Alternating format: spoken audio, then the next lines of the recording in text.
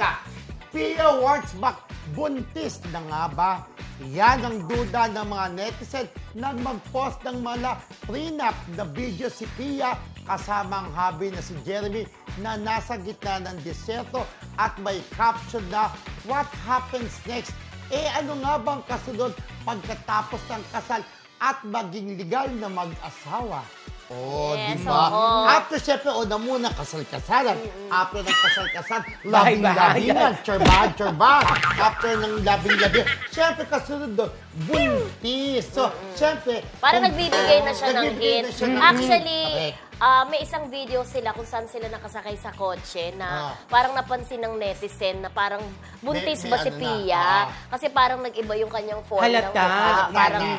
Parang lumaki daw yung ilong or medyo ano. So may ganong issue na. Pero dito nga sa sinasabi niya sa caption niya, so after mag-asawa, after ikasal, mag-asawa, what's next? Siyempre, magkakaroon ng baby. Sigurado kapag ka nagkaanak yan, maganda kung lalaki man, gwapo kasi ang ganda ni Pia, ang gwapo ni Jeremy. At mas lalong lumaki ang boobs kasi di ba pagkabuntis ang babae? Lumalaki.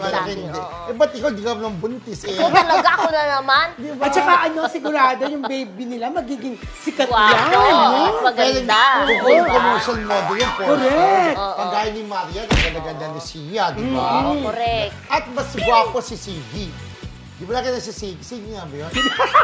Sino Siggy? Yung anak niya, anak ni Digdon tsaka ni Marian. Ay, lalaki. Si Sixto rin, di ganun. Si Sixto. Ang gwapo-gwapo ng bata. Balik tayo kay Pia. Ngayon, nasa Dubai sila. Parang din muna nag-i-stay kasi nga, may business doon ang kanyang asawa. Alam mo, super rich ang asawa ni Pia. Ang swerte talaga na napuntahan niya.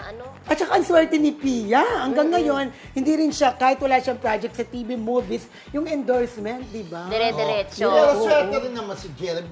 Ang napangasawa niya ay isang Miss Universe. Hindi lang dito sa Pilipinas kinilalang ganda, kundi sa buong mundo. Alam mo, ikaw makakapag-asawa ka rin ng foreigner. Kasi dati ka Miss Universe. Title holder, di ba? Miss Gay Barako. Parang ikaw din, di ba? Ikaw, Miss Gay Barako sinundan ko.